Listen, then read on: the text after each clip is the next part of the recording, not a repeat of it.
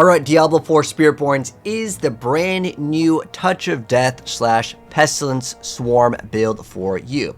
Well, it got some more recent updates, specifically with one of the runes, allowing us to spawn more Pestilence Swarms at a time with some sort of damage reduction on them.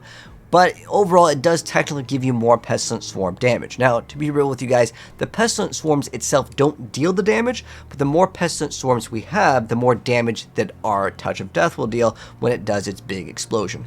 There's also going to be a few more updates in Season 7, giving us the different change on the utility recipe to a weapon recipe for a chance of Touch Death Swarms to reinfect on hit with replaced increased to Touch of Death duration. So that is going to be changed. And then also in Season 7, the Ring of the Writhing Moon is going to have a chance for Pestilence Swarms to deal double damage, and the damage does get increased, and there's like a delay between spawning them, and there's a bunch of different buffs with it. Well, so for starters, some of these buffs aren't implemented in yet, but we can definitely see an improvement to the build. There's actually a few different ways to run it. If you want to run the spin build, I've actually tried testing it out. You don't get really that much more, even though the duration does increase. The frequency at which you activate it can be utilized with two different things. So you can run Infestation, which makes it so centipede skills have a chance to spawn in these Pestilence Swarms, which will give us some extra damage. But again, the Pestilence Swarms don't seem to deal damage itself. It's more so that we spawn them in so that our Touch of Death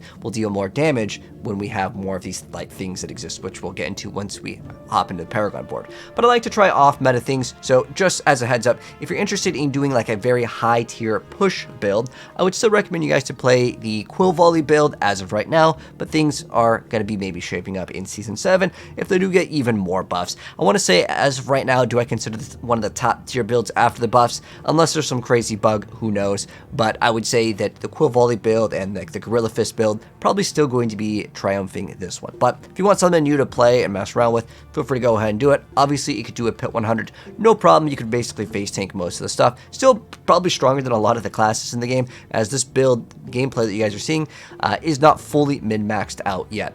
So we'll start off with some gameplay of Nightmare Dungeon. We can do Pit 100s. Anyways, for starters, the skills, obviously it's a Touch of Death build, so we got to run Touch of Death, then run Ravager just to teleport, then the Hunters activating our damage to like injured, as well as giving us ferocity stacks for more attack speed. Then we have Armor Hide to give us extra survivability, and then we can also run Scourge for some more damage, and then Vortex can group up enemies, or you can run, if you want to, there is another option instead of Vortex, you can run Counterattack. It's kind of up to you. I suggest either one is totally fine though, because this one's kind of like your open free slot here. For the primary spirit, we run Jaguar because we want that extra damage, and then we also run Gorilla here so we can have the perma unstoppability plus extra resolve stacks is great. And then for our helmet, we run Ebiwaka so we can get the bonuses of both of them activated, which is really good. And then Shroud of False Death. It is not a build that you have to have this item in order to play it, but this item is still definitely pretty good. It's up to you on what you want to masterwork. For the most part, though, this build does not really benefit off of the extra resource generation. I would say if I was to masterwork this, it depends on the build that you're playing. A lot of you guys may have like resource gen because there are builds that you do need that, but for the most part, I would say Maximum Life is good. If you're looking at GAs, these are probably the ideal ones to hit, but again, you do not need this item to actually play the build properly. I put in the description some other things that you can run instead. Then we run Aspect of Infestation. This is going to allow us to spawn in more Pestilence Swarms, which gives us some more damage. We get ranks to core skills, attack speed, because we're going to convert it to a core and a basic over here. And in this build, unlike the other builds with Rada Keep Leke where you want like overpower, this build does not benefit off of overpower as it is a damage over time. However, after doing some testing, I want to say that there is a bug. I don't know if this is going to be fixed in Season 7, but hopefully this will be changed. Noxious Resonance just doesn't seem to register a lot of different dot builds. I'm not sure exactly why this interaction works like this, but I tested out. It didn't seem to increase damage. In fact, the Prodigy's Tempo actually was giving me better time results when I was doing some of the Pit 100 runs, so I want to say that that is probably bug and does not work with the Touch of Death. Even though I was like, okay, I have like 1000x damage with crit, how come it's not like giving me the extra damage? Even though you normally wouldn't scale crit with the poison builds, the way that they designed a lot of the items was crit and poison, which again you normally wouldn't want because Rada Keep Leke is going to give you that, and normally with dot builds you wouldn't want crit because crit can't apply on damage over times, but with this, it's supposed to work, but again, it's just kind of one of those Diablo bugs, unfortunately. So don't expect to go for that. Originally, I was trying that thing out as well.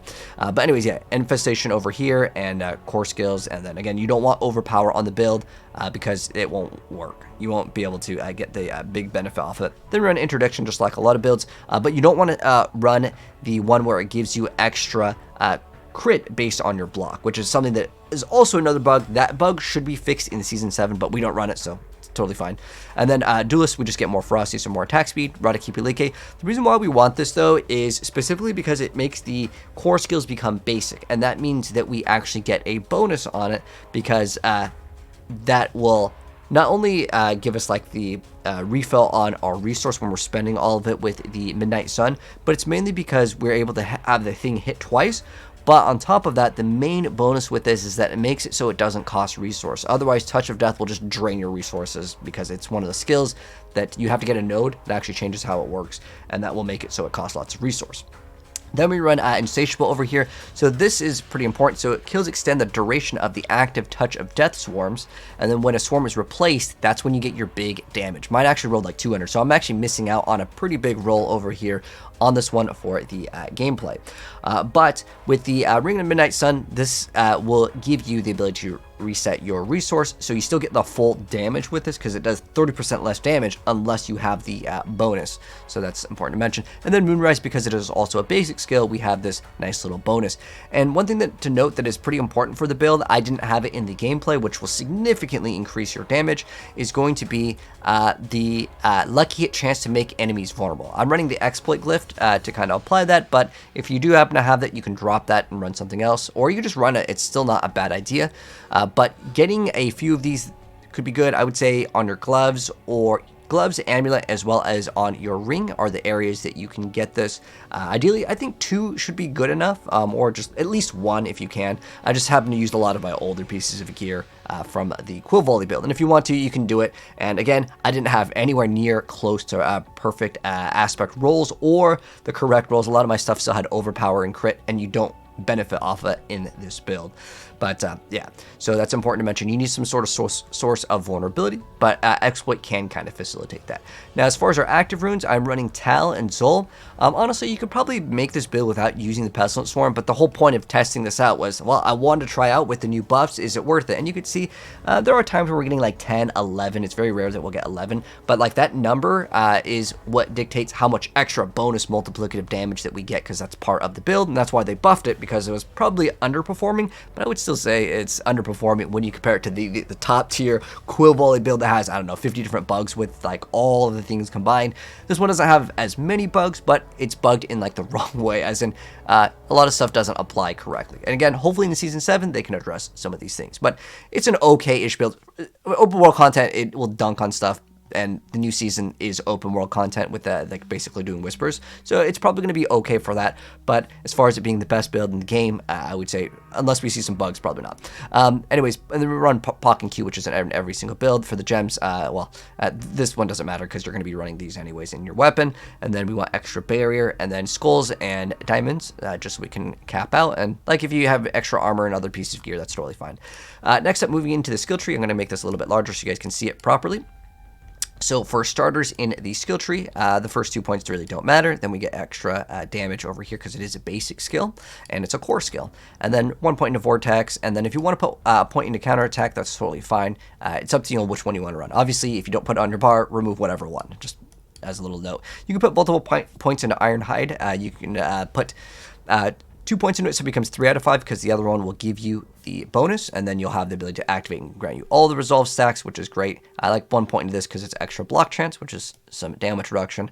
And then it's pretty much the same stuff you want, and you don't take this one. On a lot of builds you would take this, but our skill is not considered Eagle skill. We are Centipede, Jaguar, and Gorilla skill base, so that's what we do for our bonuses. And then again, Prodigy's Temple, because cooldown reduction is awesome, because, well, the Hunter is a really great thing to actually play. And then moving into the Paragon Board. So for starters, we are going to get Canny. We do not actually go for crit like in most builds.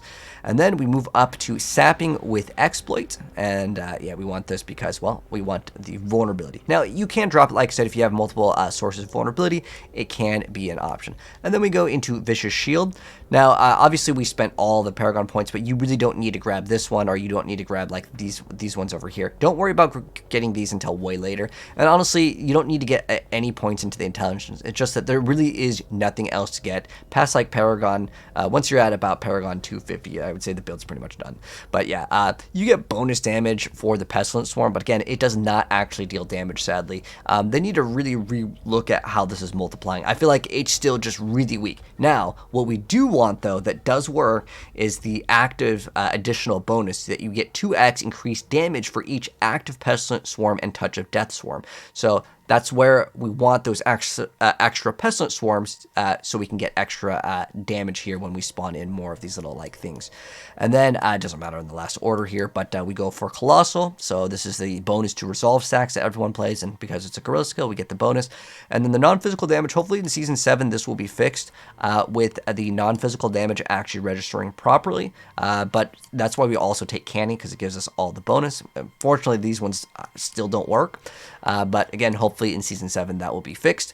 And then we are also doing Revealing with Bane. So Bane gives us a chance for poisoning effects to have 15% chance to deal double damage. Now there's another double damage that's coming out over here with this. The Pestilent Swarms will deal double damage. Hopefully if you could get this, I don't know how it's going to multiply. I don't know how double damage works. I don't know if it's like it only registers as double and then that's it, but if it doubles then doubles again, I mean, again, we get quadruple. That's maybe something to get kind of excited about. Again, this is not out, but I'm titling this video Season 7/6 because most of the stuff is kind of prepping for it. That's why we still get that Pestilent Swarms damage, and hopefully they will make it like scale properly. It just, again, doesn't do the damage that I think it should when you compare the actual pop, because most of your damage, by the way, isn't coming from the Pestilent Swarms that spawn in with Infestation or the ones that you're getting with the Tal rune or with the Pestilent Swarms. It's mostly getting the bonus multiplier. So hopefully that kind of makes some sense in terms of like, you know, what to expect as right now. But again,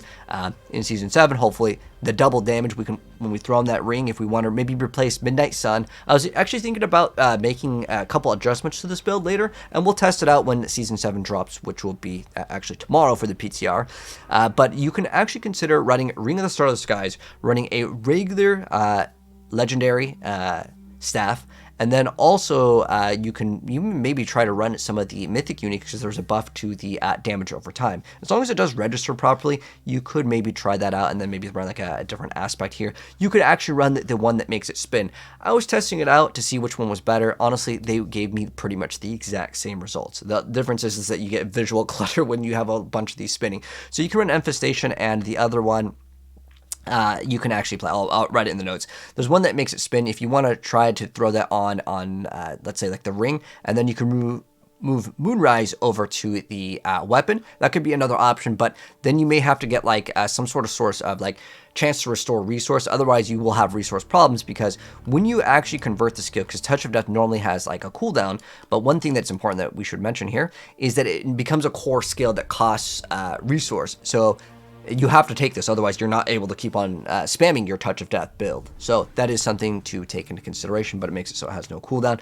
But it's a very, very hefty cost, 70. So maybe, again, if you want to run Starless Skies, reduce resource cost reduction, chance to restore resource on hit, which could be in your gloves as well as in your weapon, you could consider those, and then you can try it out. But that's going to pretty much wrap it up. We'll go ahead and kind of finish off the boss fight that we opened up with. But as far as the boss fights, I'm just going to warn you guys as a heads up. It's not going to be like the Quill build. Expect like 5 to maybe 8 minute-ish Pit 100 runs. But once you get your build up, you can maybe squeeze it into 5 minutes. But I don't think this build can do like 2-minute runs, even with the newer buffs on Pit 100. But again, we'll wait and see. Anyways, that's going to pretty much wrap things up over here. You can see once the boss is like injured, you get way more damage. And then also once it is crowd control, there's like another multiplier with that one over there. But anyways, thanks for tuning in. If you guys enjoyed the video, drop a like on it. If you're new here, hit subscribe to the bell. There's going to be a lot more Diablo content coming for Season 7. And obviously Path of Exile is coming out very soon. And check the pin. All the info will be linked down below in case you guys want the builder. And if there are any suggestions to make the build even better, let me know down below. But anyways, take care, and I'll catch you guys in the next video. Peace out.